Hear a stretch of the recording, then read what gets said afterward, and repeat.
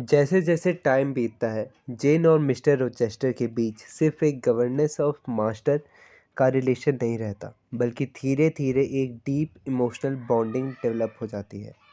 जेन Rochester के words, उसका mysterious nature और उसकी ऑनेस्टी से अट्रैक्ट हो जाती है, और यहीं से जेन को एहसास होता है कि वो रोचेस्टर से प्यार करने लगे हैं।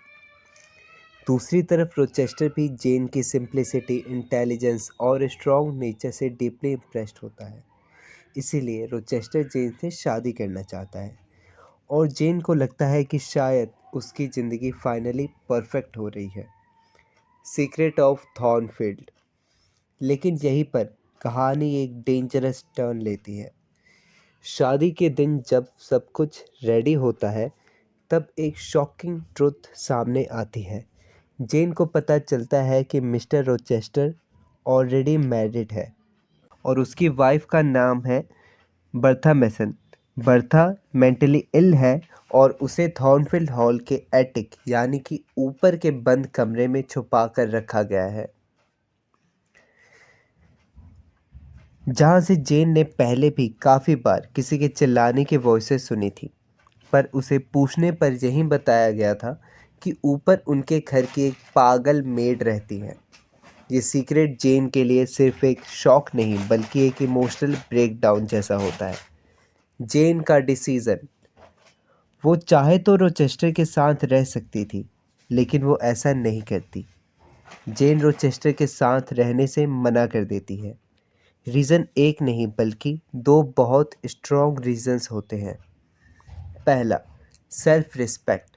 दूसरा, मोरल वैल्यूज़। जेन को पता है कि अगर वो रुकी तो वो अपनी सोल और प्रिंसिपल्स के खिलाफ जाएगी। इसीलिए जेन हैवी हर्ट के साथ थॉर्नफील्ड छोड़कर चली जाती है। Gents hard life. थॉर्नफील्ड छोड़ने के बाद जेन की लाइफ बिल्कुल इजी नहीं होती। वो अकेली हो जाती है, भूखी, वीक और होपलेस फील करती है। कभी कभी उसके पास खाने के लिए भी कुछ नहीं होता, लेकिन ज़िंदगी यहीं ख़त्म नहीं होती। कुछ अच्छे लोग जेन की मदद करते हैं, और धीरे धीरे जेन को अपनी लाइफ का एक नया पर्पस मिल जाता है। तब जेन को पता चलता है कि उसे एक इनहेरिटेंस मिली है, और इस इनहेरिटेंस की वजह से जेन फाइनेंशियली इंडिपेंडेंट बन जाती है। अब जेन वीक नहीं, बल्कि स्ट्रॉन्ग और कॉन्फिडेंट है। थॉर्नफील्ड का अंत। उधर थॉर्नफील्ड हॉल में एक बड़ी ट्रेजेडी हो जाती है। थॉर्नफील्ड हॉल में आग लग जाती है, और इसी आग के दौरान बर्था मैसन की डेथ हो जाती है। मिस्टर रोचेस्टर बर्था को बचाने की कोशिश करता है, लेकिन इस इंसिडेंट में वो अपनी आईसाइट खो देता है और फिजिकली वीक हो जाता है। एंडिंग।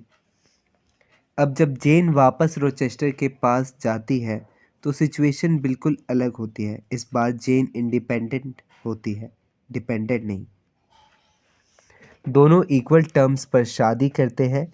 इस बार जेन सिर्फ प्यार नहीं, बल्कि रिस्पेक्ट के साथ अपनी लाइफ चूज़ करती है, और यहीं पर जेन एयर एक मीनिंगफुल और स्ट्रॉन्ग एंडिंग पाती है। Themes of Jane Eyre: self respect, women independence, morality versus desire, love with equality, social class discrimination, and religion and forgiveness. Quotes for extra marks.